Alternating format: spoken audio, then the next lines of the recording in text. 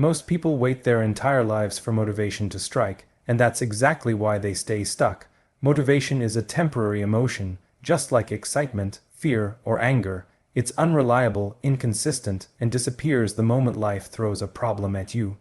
Discipline, on the other hand, is the foundation that every high performer, every entrepreneur, every successful person builds their life on. Discipline means you don't negotiate with your feelings. You don't ask yourself if you're in the mood. You simply do the work because you made a commitment to yourself, and that's the real difference between people who dream and people who achieve. Think about it. Anyone can wake up early when they feel inspired. Anyone can go to the gym when they're hyped up.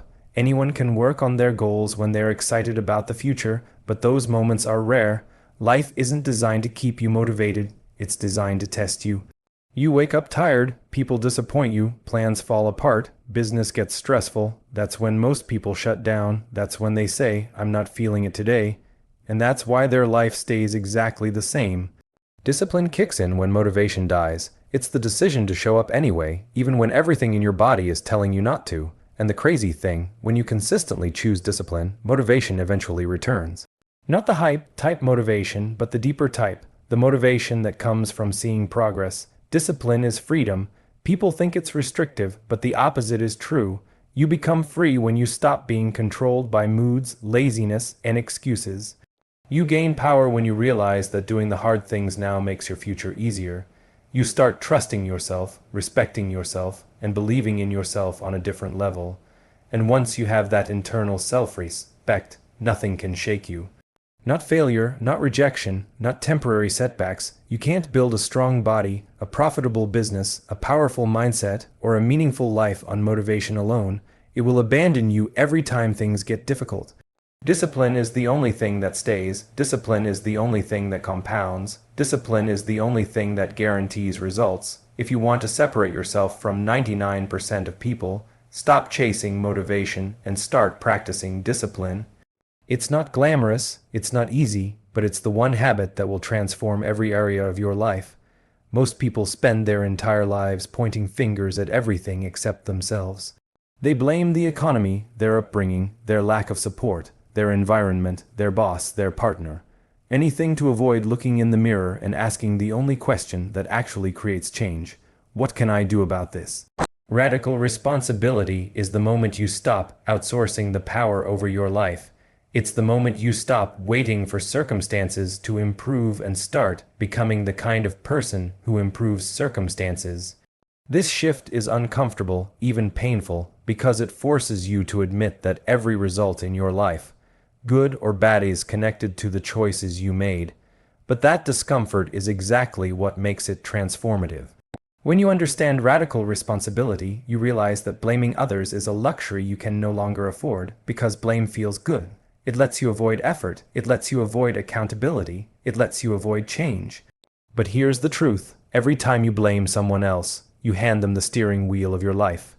You trap yourself in a mindset where you're always reacting, always waiting, always depending on someone else to make things right. That's why most people stay powerless. They never learn to take ownership, so they never develop control. Taking radical responsibility doesn't mean everything that happened to you is your fault. It means how you respond to what happened is your responsibility. You can't control your past, but you can control your reaction. You can't control the weather, but you can control whether you walk through the rain or build a shelter. You can't control how people treat you, but you can control whether you tolerate it. Responsibility gives you options, options give you control, and control gives you freedom. When you live with radical responsibility, complaints disappear from your vocabulary. You stop saying, "I can't," and start asking, "How can I?" You stop saying, "I don't have time," and start asking, "What am I choosing to prioritize?" You stop saying, "Life is unfair," and start asking, "How can I become stronger than this challenge?" This mindset shifts you from being a victim of life to being the architect of your life. It changes your energy, your decisions, your habits, and eventually, your entire identity. Most people underestimate how deeply responsibility affects self-confidence. When you take ownership of everything, you start trusting yourself more. You stop relying on luck and start relying on your abilities. You begin to understand that no matter what happens, you have the power to adjust, adapt, and rebuild. Confidence doesn't come from winning. It comes from knowing that even if you lose, you're the type of person who gets back up. Responsibility builds that identity, it strengthens your character, you begin to see problems differently, not as barriers, but as opportunities to prove who you are becoming. Radical responsibility also changes your relationships. When you take ownership, you stop expecting people to fix you, support you, or rescue you. You show up differently, you contribute more. You take accountability for your actions and your words instead of shifting blame. You communicate honestly because you no longer fear being wrong. You only fear staying the same. This makes you more trustworthy, more grounded, and more respected. People follow individuals who take responsibility. People avoid individuals who run from it, but the biggest shift, you stop living in denial. You stop lying to yourself about why your life is the way it is. You stop pretending you're trying when you know you're not. You stop settling for the bare minimum and expecting maximum results. Radical responsibility forces you to confront the truth. Your life is a reflection of your standards. Nothing changes until your standards change. And yes, responsibility is heavy at first. It feels like carrying a weight you never asked for, but over time it becomes empowering. Because once you accept that everything in your control is actually in your control, you become unstoppable. You no longer fear failure because you know you can learn. You no longer fear challenges because you know you can adapt. You no longer fear the future because you know you can shape it. The world becomes less intimidating and more flexible. You stop wishing for an easier life and start building a stronger version of yourself, and that's the real purpose of radical responsibility. It builds strength, not the physical kind, but the kind that shapes your destiny. The kind that separates you from the 99% who wait, hope, blame, and never change, the kind that turns you into the person capable of creating the life you actually want. Radical responsibility is simple, but it's not easy. It demands honesty, it demands action, it demands maturity, but once you embrace it, you will never go back, because nothing, absolutely nothing, is more liberating than realizing you're in control. Most people underestimate just how deeply their environment shapes their destiny. You can have the hardest work ethic, the clearest goals, and the strongest ambition, but if you surround yourself with people who think small, complain constantly, or settle for average, you will eventually shrink to their level. Hi, Val. You connections aren't optional for success. They are the accelerators, the catalysts, the silent force that pulls you forward even when you feel stuck. The truth is simple. Your life will rise or fall to the level of the people you consistently spend time with. When you build high, value connections, you expose yourself to new standards. Suddenly, what seemed good enough before becomes unacceptable. When you spend time around people who value growth, self-discipline, integrity, wealth creation, and excellence, you naturally start absorbing their habits, their mindset, and their behaviors. They make you uncomfortable in the best possible way. They challenge your excuses, they question your laziness, they force you to level up because their presence is a reminder of what's possible when you stop settling. The power of high-value connections is that they don't let you hide. Average friends will let you stay the same forever because your stagnation benefits them. It keeps them comfortable. High-value individuals, on the other hand, won't tolerate your mediocrity.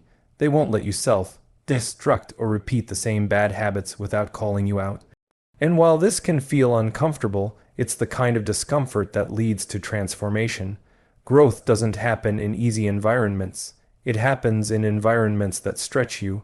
Another important truth, high-value connections don't come to people who don't bring value themselves.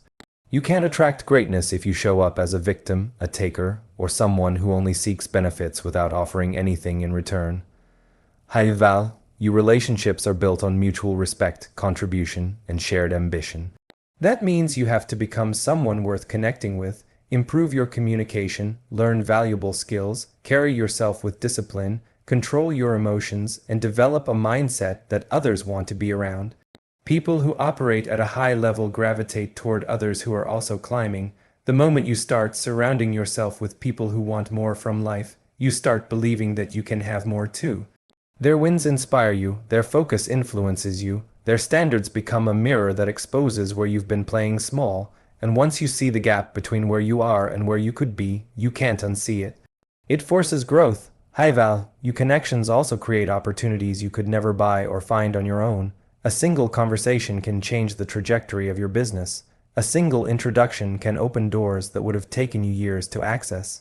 A single piece of advice from someone experienced can save you from costly mistakes. Access is one of the greatest advantages in life, and access comes from relationships. In the end, your environment is a preview of your future. If you want to climb higher, surround yourself with climbers. If you want to think bigger, surround yourself with visionaries. If you want to live an extraordinary life, stop spending time with people who are comfortable being ordinary. Hi, Val. Your connections aren't a luxury. They're a requirement for anyone serious about success.